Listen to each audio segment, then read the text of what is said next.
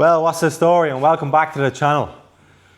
As you can see here, we have an array of parts starting from over there, radiators all the way through the manual conversion bits, manual gearbox, Fab kit, seats, etc. That's all for this JZX90 Chaser. This Chaser is going to be our main project on this channel, and we're going to show you what we're going to do to it over the next year or so. Our plan is to have this as a pro drift car next year. In the meantime, we are going to do a few track days, few events, etc. But at the moment, it needs a bit of work to get it there. We do have Drift Missouri on the 27th of March, which is only 6 weeks from today. Well, from today when this video is made anyway. And this is what we've put into it, along with other stuff. We gathered all this stuff about 3 months ago to put into the car for a drift event, and the drift event got cancelled, so it's been pushed off into the back burner. What I'm going to do here is, I'm going to give you a quick look at the parts, then I'm going to jump over onto the car here and we're going to give you a bit of a detailed video of the car and the state it's in now at the moment.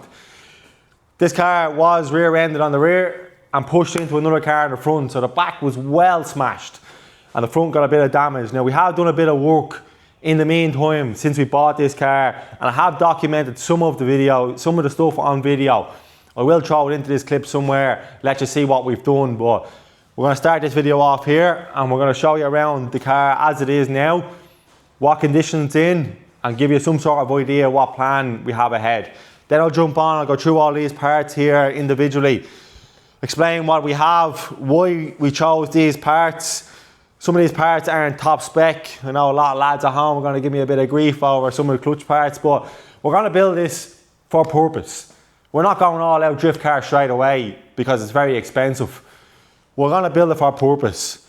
This car has got a turbo kit and stuff on it, so it has got a bit of brake horsepower behind it, but we're not up 600, 700, 800 brake horsepower, so we don't need some parts to go along with that. We have parts here that are going to do the job, get us out drifting, and over time then we're going to upgrade stuff as we go. As for fabrication work and body work and stuff, our plan here is to do it to pro spec. Do everything to pro spec, that we're ticking it off the list as we go. And as we go along then, when we get to the end of next year, we'll have a lot of things ticked off the list, and hopefully we have a pro spec car at the end. So let's jump into it here. We'll give you a look around this car, inside, outside, under the bonnet and in the rear. Show you what it's all about, and then we'll jump onto the parts here and show you what we're going to do.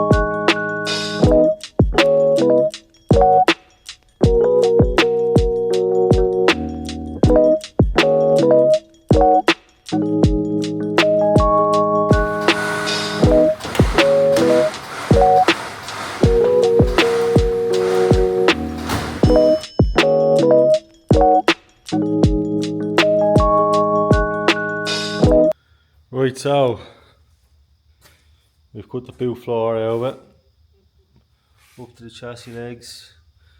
Now it's not where we want it, but it's just more to take the strength out of the rear end of it. Now we're going to try and pull this quarter panel here. Try to pull that somewhat straight. To pull it, we're going to use a winch on the 80 series. 6-ton winch should do the trick.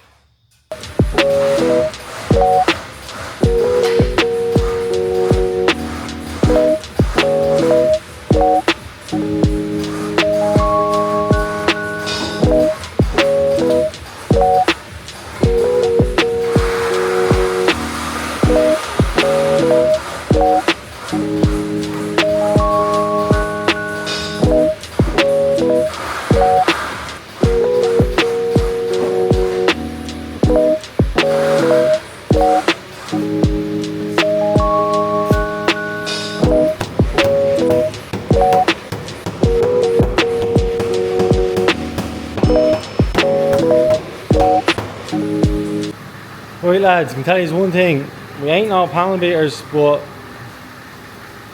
I don't know whether you can see that, but it's in far better shape than what it was. The lady serious gave it a good pull.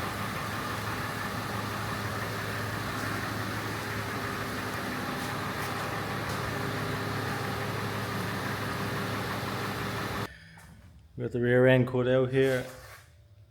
With the two plates made up for the end of the chassis here. This is where our tube was going to weld onto it. Well, as you can see here, we have this bit of pipe marked up. Picked the centre line there of 1100. Pulled out 300mm side and going to do two 90-degree bends. We're doing a basic U, which is only going to be about 600mm off the end of the chassis legs, roughly. Keep it nice and tight for further down the line, fuel cell, etc. But we also want to make bumper bars out the outside that if we do rub something, it's not going to damage the main hoop.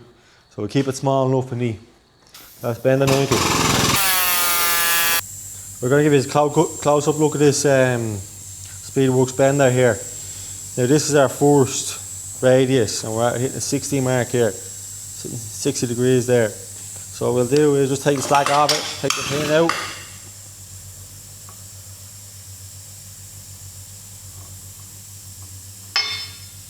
Just run back to the start here.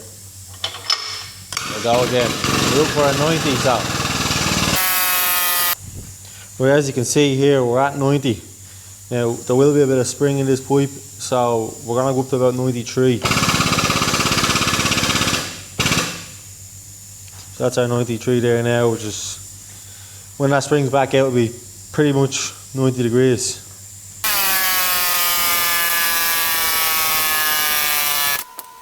Right, this is where we're at. We have pulled that quarter panel quite a good bit. It's not dead straight just yet, but we will do a little bit more on it there. As for in here, we have the main tube bent and tack welded in. Now it's about 1100 wide, two 90-degree bends, one either side, and then two 30s, just to bring it back in and mount in there in the chassis.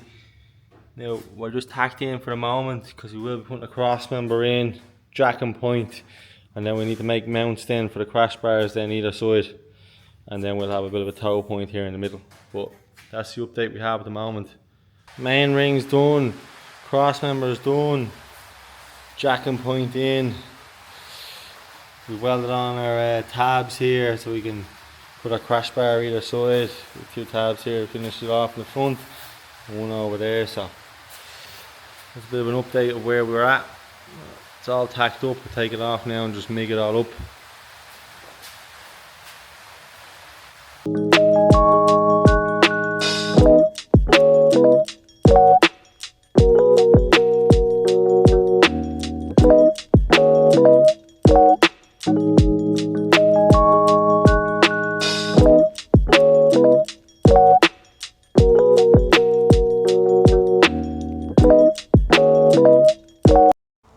Right lads, gonna give you the basics, give you a rundown on this car.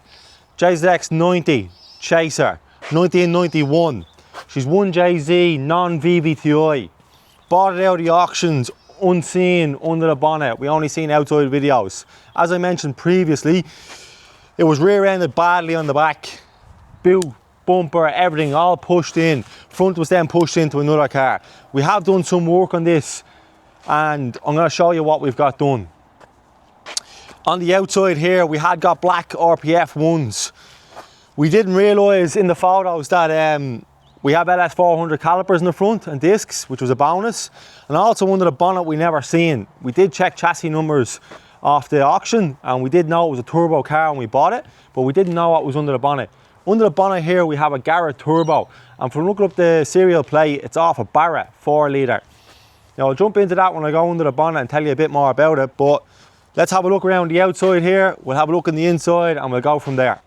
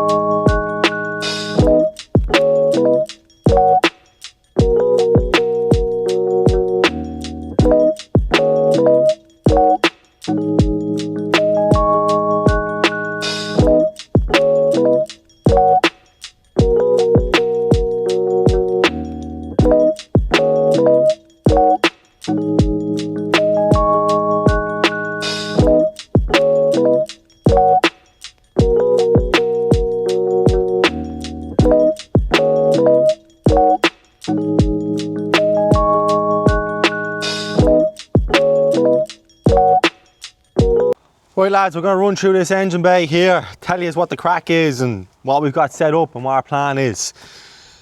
As for the engine stock, 1JZ non-VVTi. We have a top mount turbo, not too sure of the manifold, but it is a heavy duty manifold which we're happy enough with. It's running a Garrett turbo. We checked up the plate on it and it's off a Barrett 4 litre. Now they run 362 brake horsepower standard is what their spec is, and if they're boosted up a little bit, you run up to 430 brake horsepower. Looking at the rear housing here, it is a quite small rear housing which should make it responsive. We have a downpipe into an exhaust system. On the front here we have an intercooler set up and there's an alloy rad. That alloy rad's going to come out though. We have a new HPI 57mm sitting inside to go into it. And apart from that, there's not much else here to look at. As I said to you, she was a little bit bent here in the front. We are going to remove all the ABS etc and run new lines, hydraulic handbrake inside. We might move the battery into the boot, but we'll see how we go. But apart from that, under the bonnet here is pretty stock. Let's have a look.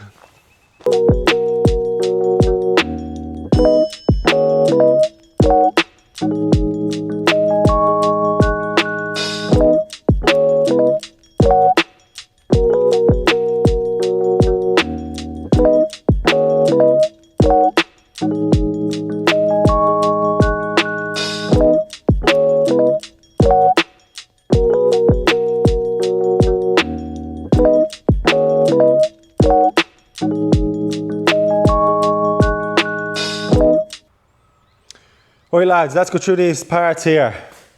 As you can see, there's a fair bit here from manual conversion bits through the seats, the voice fab. Let's start off down here. Brand new R154, straight out of Toyota. These gearboxes at the moment are cheap enough. You'll get good use out of them up to about 500 brake depending on your foot-pounds torque. But they do start giving trouble and breaking gears after 500 brake horsepower. It'll do for our application as we're probably only going to be up around the 350 to 400 mark, I think, with the turbo that's on it. So it'll do for our application, and that's all we want at the moment. Push over here is voice fab. We bought a full voice fab kit. We opened this box, took the foam out of the top of it, put the foam back in, put it back on the shelf. So we might have a look at that now in a minute. Two bright Lomax seats. These also have to go into it for comfort as well as scrutineering. Let's jump up here. Fire extinguisher, as you know, there's only one reason why you have a fire extinguisher. We've held clutch line for the manual conversion. We've extreme flywheel clutch kit. Some of the boys at home are going to give me grief over that, but as I said before, it's application. We're only going to be running less than 500 brake horsepower here, and it'll do the job what we need for the moment. Down the line we will upgrade it. Manual prop shaft. Manual gearbox mount. We have our assembly for our clutch inside. We have clutch pedal, brake pedal. We have the covers for the gearbox, ARP, flywheel bolts, clutch master cylinder, pedals, clutch slave, etc. That's all our manual conversion bits here. Let's push across. We have a new air filter for it there, as you can see. New water pump. The reason why I put a water pump in this is because they normally run a hydraulic fan off the back of the water pump, so we're doing away with that. Coming down here, tow straps, nice little bonnet catches here for the boot, etc. We've roll cage tube joiners. We have a few clips here for bumpers, etc. Toyota oil filter, new TRD knob here. As for gauges here, we're going to be running water temperature. We're going to run an oil temperature on boost. Now these are good enough gauges for what they are. They're not too expensive, but they're all digital reading, all digital sensors, and they work well. We have these in the 80 series Land Cruiser and never had a problem with it. Pushed on here, we have a HPI 57mm radiator. This is a JZX90 radiator. It's slightly bigger than what's in it at the moment, plus the one that's in it I think is damaged, so we will be changing that up, running the SPAL fan here. SPAL fan, we're not too sure on. We've read up on them, they're meant to be very good, but we might make a surround here and put a second fan on the side of it when the time comes. We're running Motul here. Our main supplier here in Sydney is DC Oceanic, good mate of ours, Dave. We run 10W60 in the engine 75-140 in the diff, and 75-90 in the gearbox. These are top spec oils, and we wouldn't use anything else. So that's really it on the parts here. We might jump in here and have a look at this Wise Fab kit and go from there. Right boys, let's have a look at this Wise Fab kit. Just stop that video there because we need a knife to get these open and have a look at them.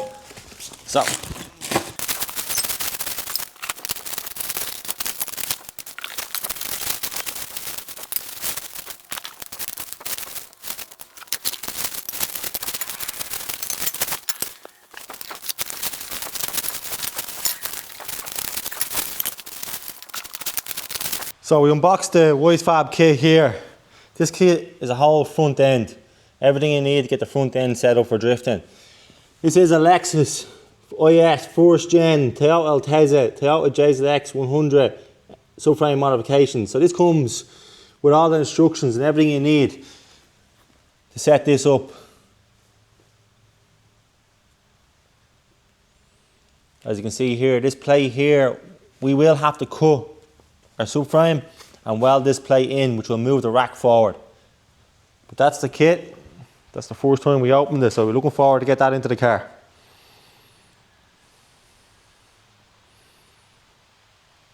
Right, we're going to wrap this video up here. We've gone through the car, told you all about the car, where we got it from, what the plan is with it. As you can see, here is all the parts. We've 6 weeks to build this car. You have an idea what's going to happen over the next 6 weeks. We haven't got all the parts here yet. We still have a hydro to buy, lines, etc. There's a couple of other things there on the list we're going to need to get to. But let's run through it. Wise Fab, new gearbox, all the manual conversion bits, new radiator, new water pump, new fan, all new oils from Motul, 2 bride seats. We will be building a cage. Probably going to be a 4-point cage with door bars for the start in a road car sort of setup, because we do have another JZX90 out the back Mark II that we may need a cage for down the line. So for our timeline, we're not going to go full out drift car cage on this one. Don't need to for the competition or for the drift day we're going to. It's going to be Drift Missouri, so it's once you have door bars and a roll cage, you're good to run doors. So that's all we're going to need. We have a bit of a list of what we need to get done in the next 6 weeks. And we're going to get stuck in and get it done. Just want to say thanks for watching the videos. If you could kindly like, subscribe to the channel and follow us along on this build. Let's do it.